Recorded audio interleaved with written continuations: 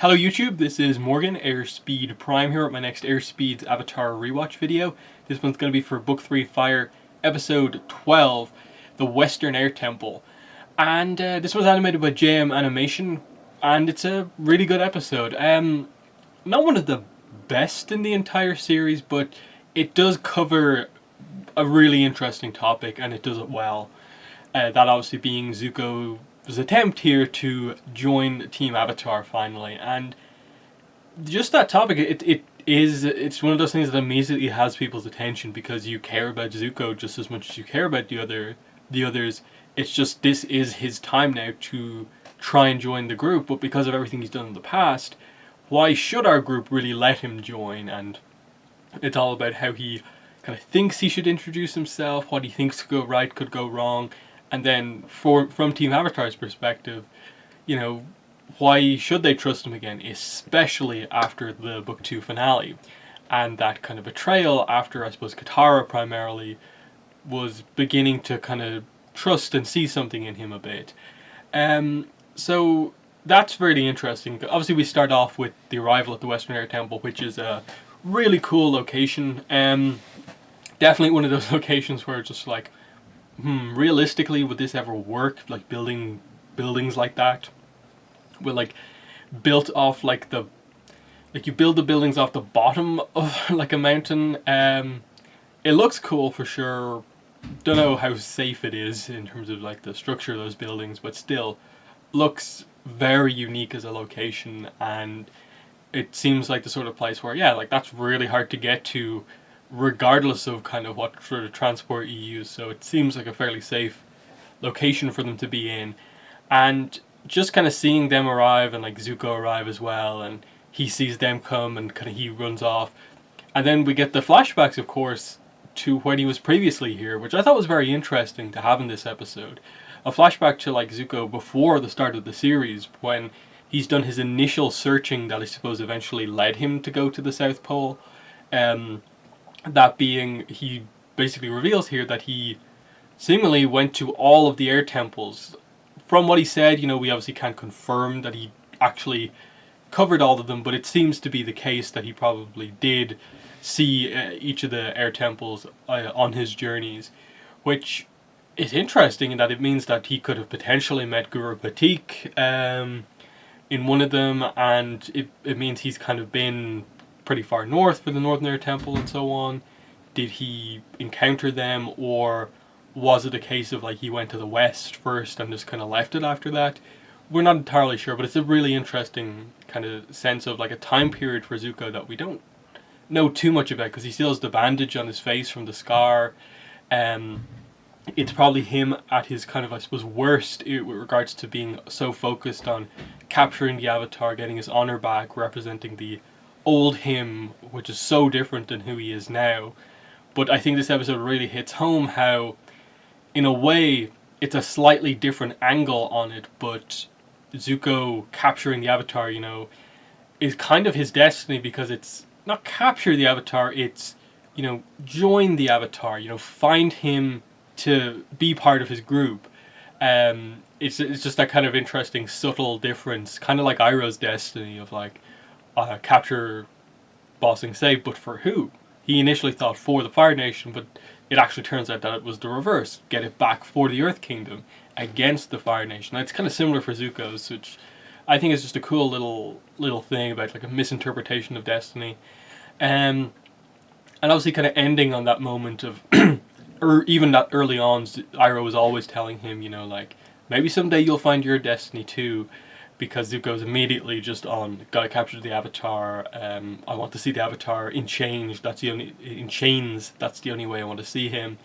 Not the most impactful backstory stuff, in that I think flashback stuff we need to see with regards to that would probably be Iroh getting the crew that Zuko has for the early stages of his journey, and them going with Zuko's journey because of Iroh, and potentially like just stuff like Iroh coming back into the picture after hearing about like Zuko being burned, or just I suppose how it went from the initial like Zuko obviously gets some medical treatment immediately after the fight, when does Iroh immediately kind of jump on board for like, this is what we have to do?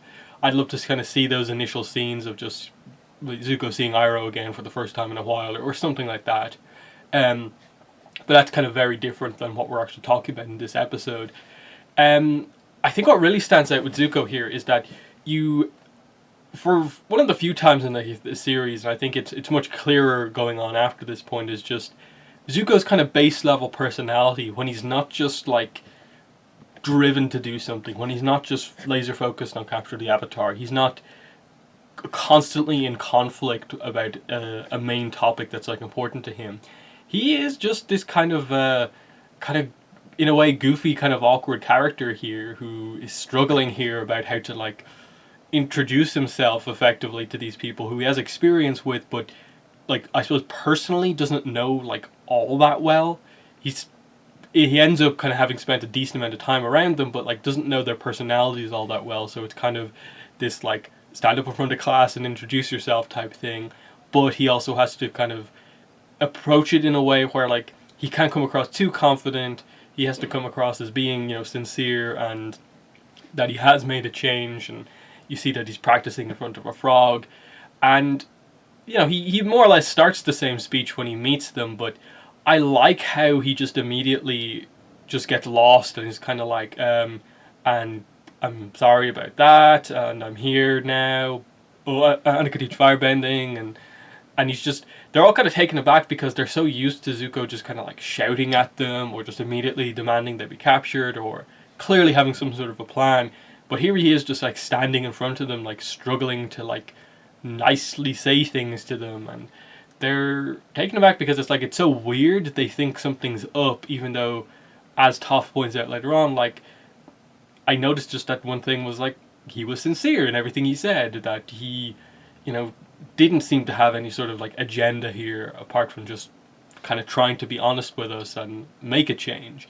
The problem, of course, is that with Katara, he's basically said this before, and I suppose with regards to like each character's role within the group, you can see immediately why the group immediately dismisses him joining the group initially, because Katara has such a bad experience with, you know, potentially trusting Zuko, and I suppose Aang suffered for that as well, and that's the big kind of read into that, is that for Katara, if she had given the spirit water to Zuko to heal his scar, she wouldn't have had that to heal Aang, and Aang would be dead, and that would be this terrible thing. And so that kind of explains why Aang and Katara are kind of not really in the mood at the moment to deal with Zuko. And then Sokka obviously only can really see all the times that he kind of fought with them, and Toph kind of joins in a little bit, but I think she quickly kind of calms down because I suppose she's talked to Iroh, so she knows that Zuko's a kind of conflicted person, and also hasn't had too much dealings with him as well over the course of the series. Has only like really been in contact with him a few times, so it's as they kind of say, you don't know him as well as we do, which I like. After this, that they go off and talk to them with themselves, they kind of all calm down and just bring up all these points of like, Katara explains in more detail like how she felt when she was talking to Zuko in Ba Sing Se, that she believed him when he talked about his mother and that he was confused and hurt by what happened. Aang brings up the blue spirit, which was a great reference, because that's like the moment where you kind of really think that this is like long term, probably where they're going is eventually Zuko and Aang being on the same side of things, team up. And here we finally get that, because Zuko brings up, like, you once said to me that you felt that we could have been friends, and how it ultimately is true, but everything that happened before kind of took preference at this point. And then Toph really, I suppose, seeing the full picture for the most part here, by acknowledging that, look, he's here, he clearly is different than you guys know him. I may not know him all that well, but I know what we do need is someone to teach Aang firebending, and here's someone who knows firebending and is offering himself to us. Like, there doesn't, like, I suppose she can sense, like, the entire mountain, I suppose, more or less, so she knows that there's no, like, trap really around, so she kind of understands things a little bit more, but they're all like, I suppose as you said, they're kind of lost in their kind of hurt feelings, so they don't see the kind of positives that can come out of this, that people can change.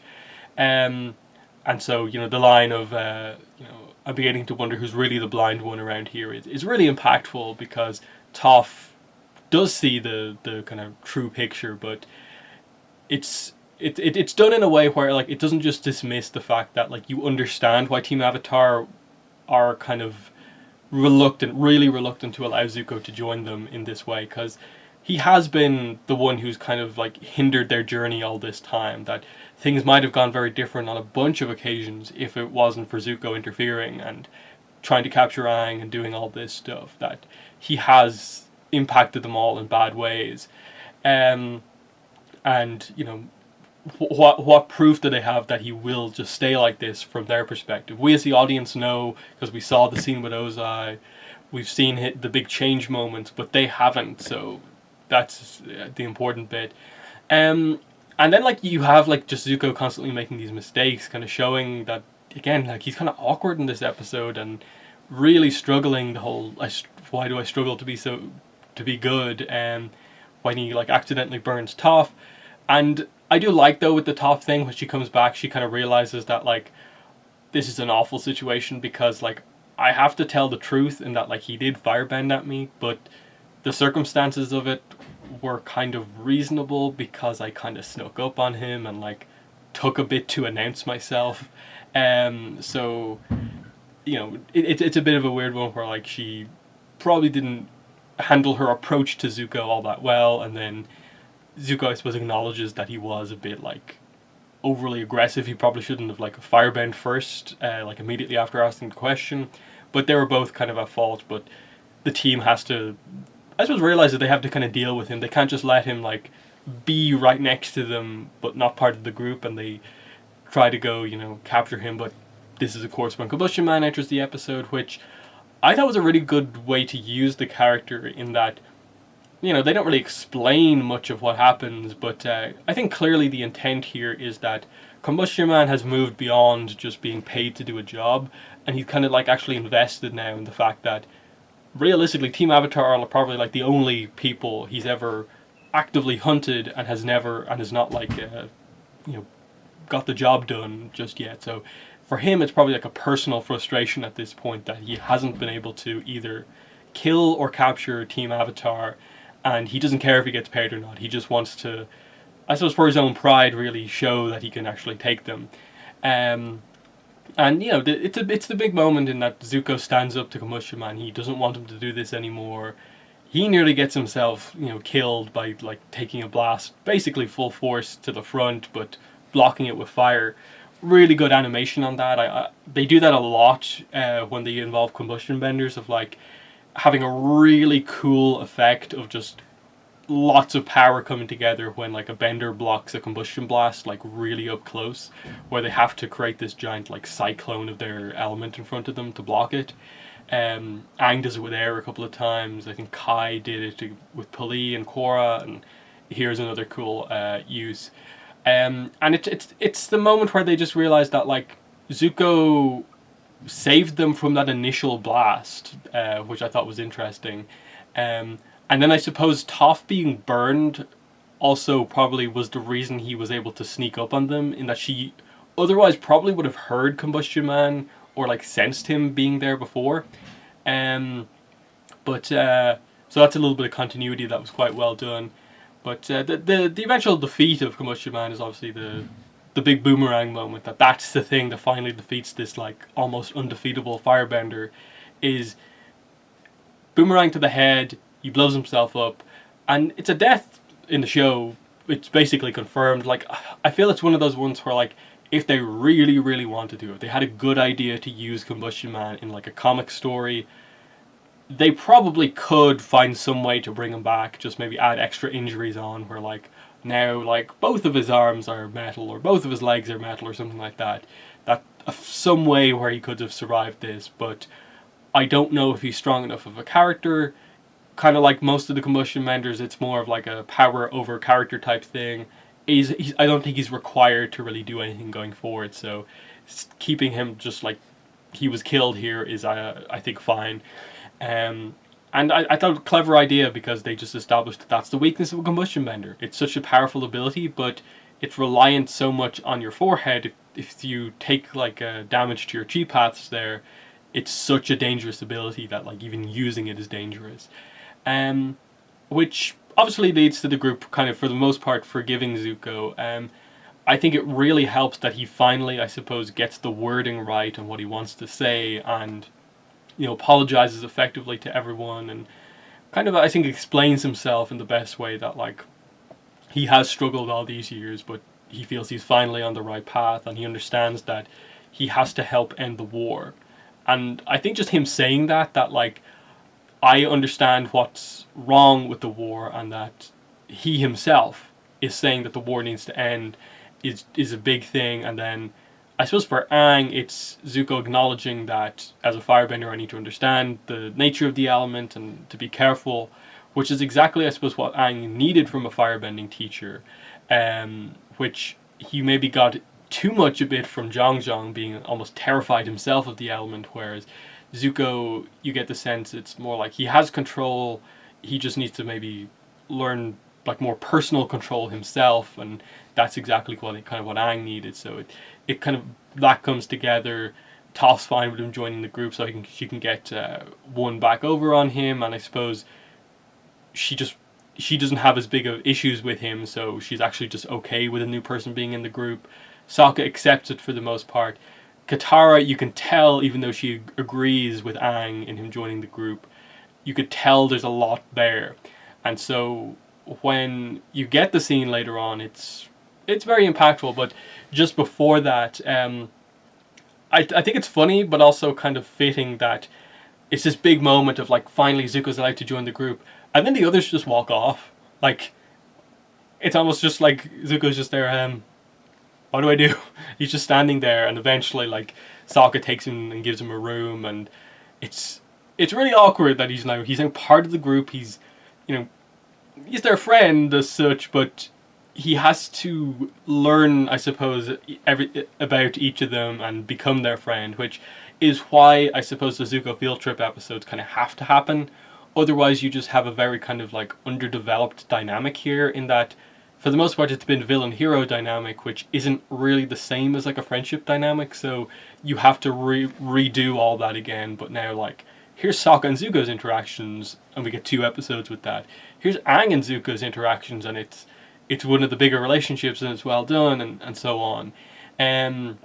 So I kind of like that they make it obvious that like this isn't going to be just this simple thing of like he's in the group now and it's just everything's fine. He has to learn how to be part of this group, because he doesn't know them all that well, in terms of like their individual personality. He doesn't know them in that way. He just really knows some of their fighting abilities and like some aspects of their personality based on like fighting them a few times. But yeah, the big moment at the end, Katara's death threat to Zuko, I think it served to really get across how betrayed Katara felt by him in the Book 2 finale. That she's just like, right now I'm not buying your turn, because you basically did this before, and we all basically suffered for what you did. Bossing Say is the way it is basically because of you, and she is incredibly hurt by this, and that's why she is not willing to really give him an inch, basically. The way it kind of transpires is that it's more that she, is just kind of, as she says, if you do anything wrong, I'm coming for you, basically. It's that kind of a threat where it's not like, I'm going to secretly plot behind everyone's back. It's like, I'm going to give you this chance, but if you do anything that leads me to believe that you're going to turn, you're gone. And I think it's reasonable, because I think even Zuko acknowledges that the mistake he made in terms of where he sided with at the end of Book 2 is a huge one. That the reunion with Iroh, which obviously is a few episodes away, is a big thing for him, and the other person he has to make up to in that sense is Katara as well, which is another reason for why episode 16, when we get to it, is one of my favorites. But yeah, that's this episode.